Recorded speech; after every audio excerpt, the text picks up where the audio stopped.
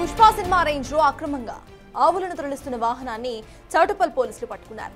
ఏపీలోని వైజాగ్ నుంచి 10 ఆవులను అశోక్ లేలాండ్ వాహనంలో తరలిస్తుండగా యాదాద్రి భువనగిరి జిల్లా పంతంగి టోల్ ప్లాజా వద్ద చౌటుప్పల్ పోలీసులు పట్టుకున్నారు. వాహనంలో బాక్సులు ఏర్పాటు చేసి అందులో ఆవులను ఉంచారు. ఆవులు కనిపించకుండా బాక్సులపైన ఉల్లిగడ్డలు, కొబ్బరి బోండాల బస్తాలు ఉంచి ఆవులను తరలిస్తున్నట్టుగా పోలీసులు గుర్తించారు. ఆవులను తరలిస్తున్న వ్యక్తిపై కేసు నమోదు చేసి హైదరాబాద్లోని గోశాలకు తరలించారు పోలీసులు.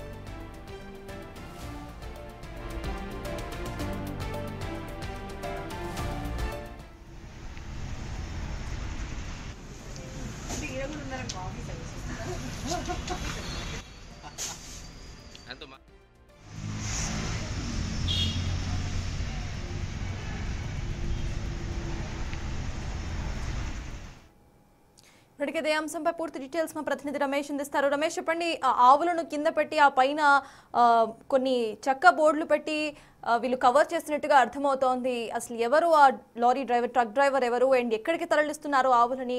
అప్డేట్స్ ఏంటి రమేష్?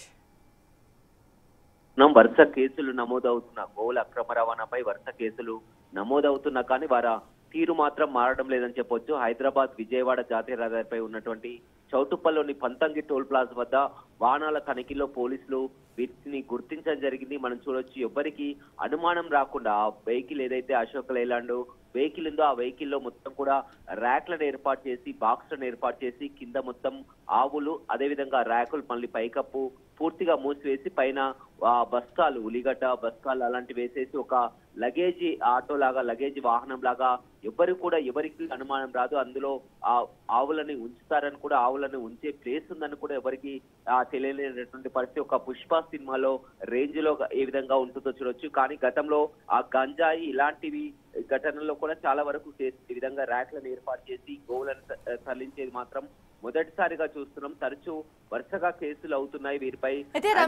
కింద కేసు రమేష్, అక్కడ తరలిస్తున్న ఆవుల్లో ఒక ఆవు చనిపోయినట్టుగా కనిపిస్తోంది. దానికి సంబంధించి అసలు ఎన్ని ఆవులను తరలిస్తున్నారు? అన్ని కూడా ప్రెసెంట్ ప్రాణాలతోనే ఉన్నాయా? అంటే అక్కడ ఆక్సిజన్ లెవెల్స్ గురించి కూడా మాట్లాడుకోవాలి కాబట్టి దాని గురించి పోలీసులు ఏమన్నారు?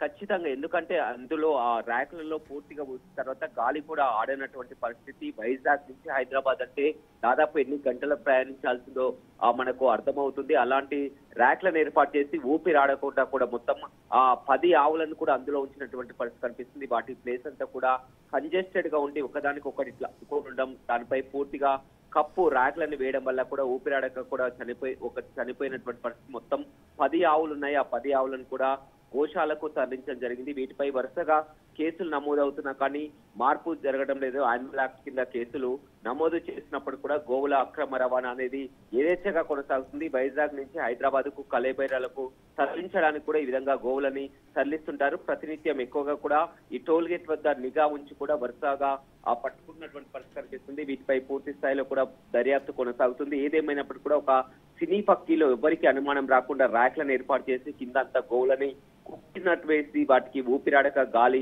రాక కూడా చనిపోయినటువంటి పరిస్థితి అయితే మనం ఎంత హింసిస్తున్నారో అనేది పరిస్థితి చూస్తేనే అర్థమవుతుంది. రమేష్, అసలు ఎక్కడికి తరలిస్తున్నారు? దాని గురించి కూడా ఇటు పోలీసులు ఆరా తీస్తున్నారా? ఎక్కడికైతే తరలిస్తున్నారో వాళ్ళ మీద ఎటువంటి కేసులు పడే అవకాశం ఉందనుకోవాలి?